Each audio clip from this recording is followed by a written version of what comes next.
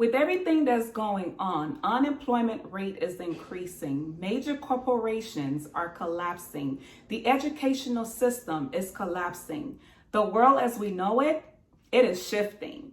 You may be asking yourself, what can you do to build a stronger personal brand that will help you to stand out and remain relevant in a crowded world or in a saturated workforce? In this video, I will be sharing with you the basic steps to help you get started in your journey of building a stronger personal brand. Let's get started. Hi, welcome back. My name is Youdeline. If you're new to my channel, I'm a personal brand strategist and entrepreneur. I help business owners and working professionals elevate their personal brand power to increase their impact, influence, and income. Please remember to like the video. It will help more people to see the video as well as see the channel. Also, please subscribe and hit the bell so that you can be notified when I post new videos. Now, before I get started with step number 1, you may want to grab a sheet of paper and a pen or a journal because I'm going to be providing you with a series of questions that's going to require you to go within. So in order for you to build a strong personal brand, it's going to definitely require you to delve in, to tap in, to figure out exactly what it is that you want to build, how you want your personal brand to look, how you want it to feel, and how you want other people to experience it. So with that being said, go grab that pen and paper. Step number 1, gain clarity. It's very important that you get clear on your personal brand. And in order to do so, like I mentioned earlier, there are a series of questions that I would like for you to explore. And that will be the initial step to help you to create a strong, lasting personal brand. So let's delve into the questions. Question number 1, who are you? When was the last time that you've actually sit down and asked yourself, who am I? And one of the things that I've learned is that as you evolve, sometimes that the answer to that question, it also change. So that is the first question that I want you to ask yourself. Who am I? And see what comes up. Question number 2. What do you want to be known for? You know, sometimes we're known for one thing and we've been doing that one thing for quite some time, but it gets to a point where we're called to do something else, or it comes to a point where we've evolved into something greater, right? But we find ourselves stuck still doing the old things or the former things or the outdated things because it's a place of comfort and is what we know. So I want you to ask yourself, what do you want to be known for? Next question. Who do you want to serve or have an impact on? Great question, right? Who do you want to serve or have an impact on? Some people, you know, they like to serve the women population. Some like to serve the youth population. Some like to work with men. Some like to work with a mixture. So who are you called to serve, and what is the impact that you want to have on that group? Who do you love to work with? Right? Next question. How do you want to serve them? Now that you've identified the group that you want to work with, how do you want to serve them? Next question. What are your values? What are your values? What do you stand for? What are the things in your life that are just absolutely non-negotiable? What are your values? What lights you up? Yes, there are certain things in life that really lights us up. And for you, what is that thing? What is that thing that when it comes up, you're just in a place of bliss?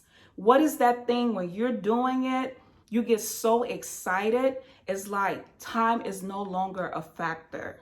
For example, when I'm working on my passion, when I'm doing the things that I love, I can go on all night. And there are times where I will find myself where I would look at my watch and I'm like, oh my God, it's 7 in the morning. But the last time that I looked at my watch, it was 11 p.m. at night. When did the time go by so quickly? So what lights you up? What motivates you? What drive you? You know, some of us have different motivational factor. There's different things that drive us. For some of us, it's success. Some of us is leaving behind a legacy. Some of us, it's money. Some of us is, making a difference in the world, like different things like that. So what drives you? What motivates you? What drains you? Let's talk about that one. What are some of the things that drains you? You ever find yourself doing something and it's like you're just irritated by it? Like, oh, I have to do this again. What is that thing? Maybe it's something that you can delegate to someone, being that you realize that it's something that really drains you. It's one of those things that you dread doing. So identify what those things are so that you can know what you can delegate, right? Now, I also want you to ask yourself, not just what drains you, but what type of people that drain you? What group or population that drain you? And what I mean by this is that, for example, you may have a teacher, someone that's really passionate about working with the youth, and they have a level of tolerance, they have a level of patience to deal with the youth population. Meanwhile, you may be someone that just don't have the patience or the capacity to work with young people. Maybe your level of patience is with women, and this is the group of people that you feel comfortable working with and can deal with in all capacity. Maybe the group of people that you feel comfortable working with are men. So what group, which group that actually drain you, so that you know that, you know what? No, I'm not going to sign up to be a teacher when I know that I don't have the patience to deal with kids, right? So identify that. Next one, what are your strengths? And when it comes to what's your strength, I also want you to ask yourself, what are you good at? What are you great at? And what are you exceptional at, right? What am I good at? What am I great at? And what am I exceptional at? And if you don't know what those things are, you can also ask close friends and family members, people that know you, coworkers that can help you to identify those things. Because there are some things that, we're good at. And then there are some things we're just exceptional at. And people are always complimenting us on those things. Or when those things need to get done, we're the go-to person for those type of things. So I want you to ask yourself, what are your strengths? What am I good at? What am I great at? And what am I exceptional at? Next question. What are my weaknesses? Now, it's important to know what your weaknesses are, because when you know what your weaknesses are, you know what you're, you know where you're limited at. I don't like to use the word limit, but you know what I mean. When it comes to your weaknesses, okay, I'm not that good at this, but this is an opportunity for me to grow. I'm not that good at this, therefore I'm just going to leverage it and pass it on and allow someone else that's good at it to be the one to do it, right? So identify what your weaknesses are. There's nothing wrong with our weaknesses. We all have weaknesses, but it's good to know what they are so that we can know how to build upon them. It's good to know what they are so that we can know, how to leverage them, right? Okay. And I think I have a few more. What is your unique contribution to the world, to the workforce? What is your unique contribution to the world and to the workforce? What do you bring to the table? Now, some people will say, well, I bring myself to the table. Okay, that's good. I bring myself to the table too. So if both you and I are sitting at the table, what makes us different? Because at the end of the day, people just going to look at us and see two humans. But what is it about you that's different? What stand out? What do you bring to the table that is unique? That if someone had to make a decision on who to hire, who to give the contract to, that there will be that one unique or that thing about you that really stand out, that when you step to the table, you're not just saying, hey, I bring myself to the table, but you're saying, hey, I brought myself to the table, but not only did I bring myself to the table, there's a whole benefit and a whole package included with myself. And here they are. They are A, B, C, D, E, F, G, right? You got to know what your benefits are. What benefit do you bring to the table? Where you're not just saying, I'm coming to the table, but what are you bringing with you to the table, right? Step number 2, get to know your personality type. Your personality can have an impact on the type of job that is suitable for you. A few years ago, I happened to take one of the personality tests, and I was blown away by the output of the report. For example, I am personality type ENTJ, the commander, natural born leader. Now, there are certain positions that I thrive in, and then there are certain positions like, no. This is not for you. This ain't working. So by me knowing my personality type, knowing what works for me, knowing my strength, knowing my weaknesses, knowing who I am compatible to and what I'm compatible to, I'm able to define my lane. You heard that, right? I'm able to define my lane. So get to know your personality type, so that you also can define your lane. Step number 3, define your signature look. Back in high school, I had an advisor, and one of the things that she used to always preach and repeat over and over and over and over again to her business students were, your first impression is your last impression.